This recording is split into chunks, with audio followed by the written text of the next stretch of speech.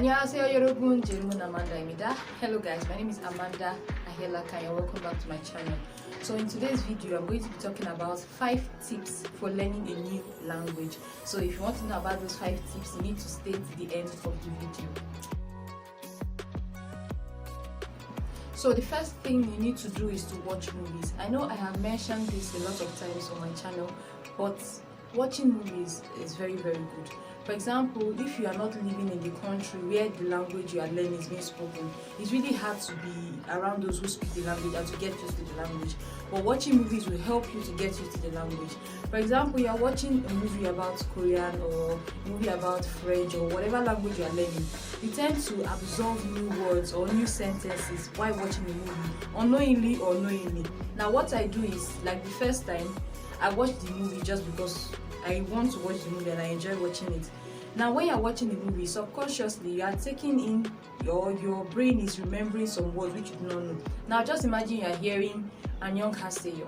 Annyeong haseyo. Every movie you see Annyeong haseyo or Chaimotesimida or Kamsahamnida, words like that.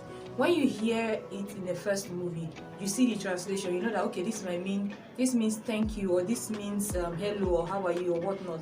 When you hear it in another movie, you will know the meaning of that word. And if somebody says it, or maybe peradventure you are watching a movie, because it happens to me all the time. Maybe I'm watching a series and there's a particular episode that doesn't have a subtitle. I know the meaning of what they're saying. I understand what they're saying.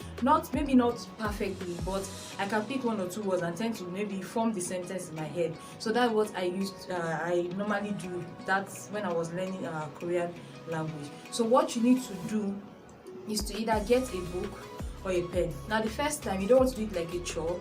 Just watch the movie, watch the movie, get to know the characters, understand the concept of the movie. Then the next time you're watching the movie, you can probably get a notepad or a book and a pen. Now take down some words that you hear often.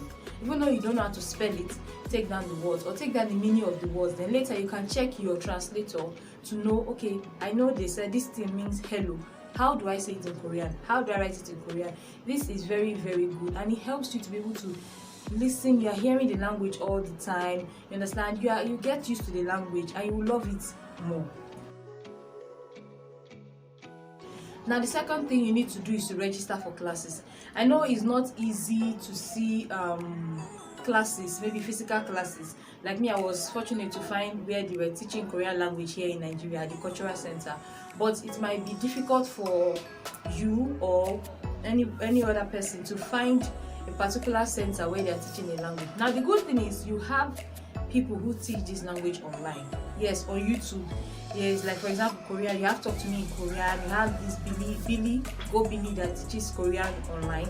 So you can find out different channels that you can learn the foreign language from. Okay, find different channels on YouTube or online. Just Google it. Where to learn French language, how do I learn Italian, how do I learn English, Spanish, whatever you want to learn, just Google it. The internet should be your friend, you understand? You need to get yourself familiarized with the internet. Just register for classes because it's very good. You'll be able to ask questions, and if you are lucky, your question might be the next topic for their next video. Okay? Now the third thing you need to do is to get yourself good textbooks. You need to get yourself good textbooks and follow up. Now these people who teach online, some of them have textbooks that they recommend or textbooks that they wrote by themselves that are very good for you. So you need to get yourself those textbooks and then go through it, read it. Get yourself familiarized with the textbooks. Having textbooks help a lot. It's just like you going to the school and you are offering a course or having offering a subject and you don't have the textbook. Textbooks open you to a wider range of things that you might not even notice. Like for example, in Korean, when to use ni or gout, when to use those particles and stuff like that. And for French, like for you to know like this is masculine, this is feminine, and I'm sure you understand what I'm saying. So just get yourself a good textbook. Now if you go to Talk to Me in Korean website, they have textbook that you can buy, and some of them you can print online. So Talk to Me in Korean is a very good site for you to get good textbooks, and you can also browse about it.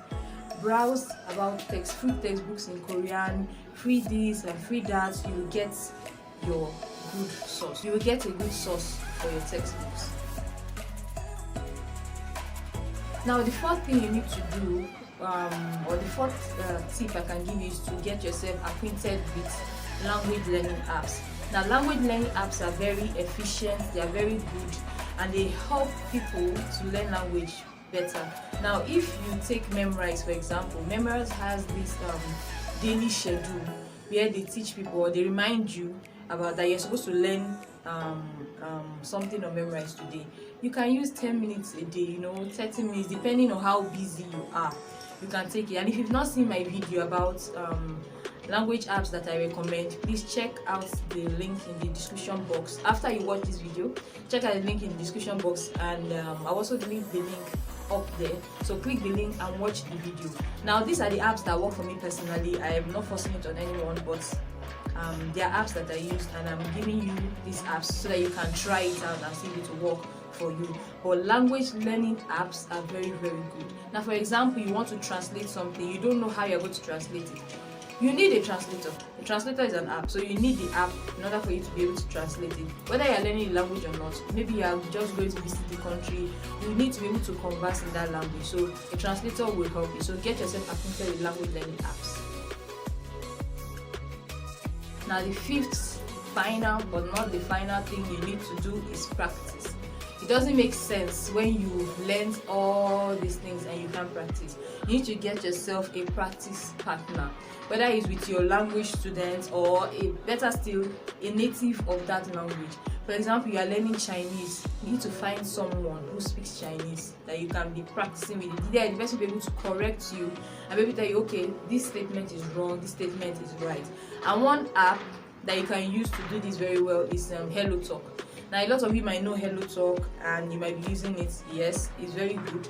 You can find people with different languages. They want to learn your language, you want to learn their language, okay? So you can get yourself a Chinese friend, Italian friend, Korean friend, or whatever, and just practice with the person. And one thing that is good about Hello Talk is that the native speaker can actually mark and give you a good mark or a cross, how do I say it, that you do not get this statement wrong. So the person will help you to correct that statement, and when they've corrected you, you'll be able to use that statement more, and you'll be able to get yourself familiarized with the correct form of using that statement. And the final thing you need to do is just have fun. If you're not having fun while you're learning the language, you're not going to learn it, okay? Have fun while you're learning the language, because it's very good. Whether you're watching a movie, if you're watching a particular movie and you don't enjoy it, stop, change the genre, change the everything, just find another movie. If you like thriller and you see a romantic movie, why are you watching romantic movie? Watch the thriller like that, because it won't absorb, okay? You won't absorb anything from the movie. So one thing I do is I don't force myself to